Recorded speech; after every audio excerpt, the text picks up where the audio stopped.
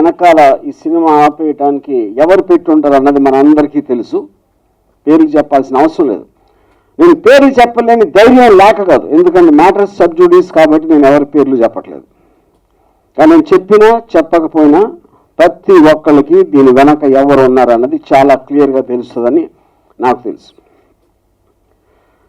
So obviously ఒక court చెప్పిన దానికి ఒక సిటిజన్గా we have no choice but to comply. కానీ అదే రాజ్యాంగంలో మనకు హక్కు ఉంది వేరే కోర్టు అప్రోచ్ అవడానికి, హయ్యర్ కోర్టు అప్రోచ్ అవడానికి. ఇప్పుడు నేను రాకేష్ రెడ్డి ఆ పనిలో ఉన్నాం. తర్వాత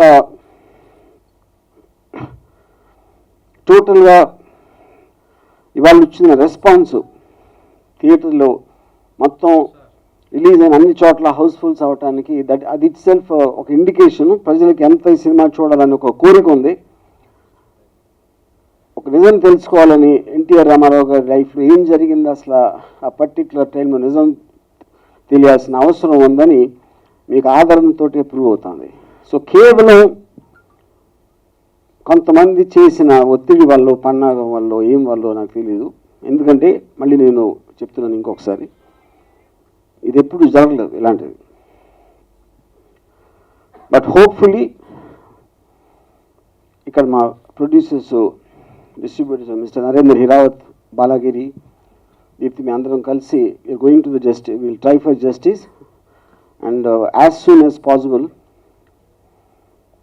ఆంధ్రప్రదేశ్ కూడా రిలీజ్ చేయడానికి మా వంతు ప్రయత్నాలు మేము చేస్తున్నాం. Any questions please?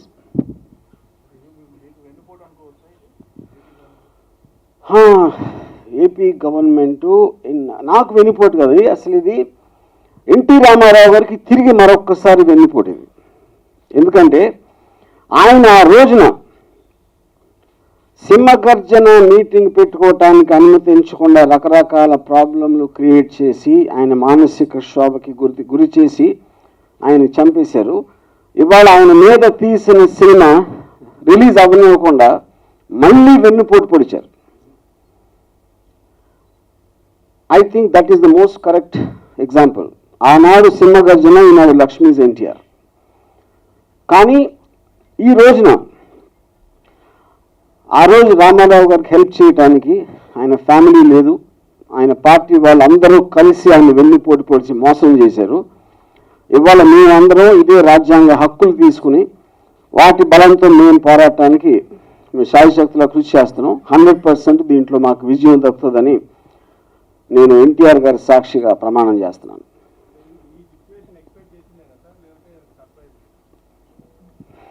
Definitely surprise అండి. ఎందుకంటే దానికి కారణం ఏంటంటే కోర్ట్స్ అన్నీ చాలా ఇంపార్షియల్గా ఉంటాయి అండ్ ఎన్నో ప్రెసిడెంట్స్ ఉన్నాయి. ఇన్ఫ్యాక్ట్ నిన్న జరిగినప్పుడే సుప్రీంకోర్టు ఒక పర్టికులర్ సినిమా రామ్ జన్మభూమి అనే ఒకదానికి సెన్సార్ సర్టిఫికేట్ వచ్చిన తర్వాత రిలీజ్ ఆపే అర్హత కానీ హక్కు కానీ ఎవరికి లేదని జస్ట్ ఎస్టర్డే వచ్చింది జడ్జ్మెంట్. కేవలం సినిమా రిలీజ్ అయిన తర్వాత డిఫమేషన్ క్వాంటిఫై చేసుకుని దానికి తగ్గ డ్యామేజెస్ అడగటానికి ఒకరికి ఇది, కానీ సినిమా రిలీజ్ ఆపే అథారిటీ మాత్రం ఎవరికి లేదు. అది కూడా మీకు తెలంగాణ హైకోర్టులో కవర్డ్ ఆర్డర్లో చాలా స్పష్టంగా వచ్చింది. సో ఇది కేవలం కొంతమంది వెనక ఉన్నవారు చేసిన ఇది. That is my basis. ఈ వీడియో కనుక మీకు నచ్చినట్లయితే లైక్ చేయండి, షేర్ చేయండి. ఇలాంటి లేటెస్ట్ వీడియోస్ కోసం మా ఛానల్ని సబ్స్క్రైబ్ చేసుకోండి.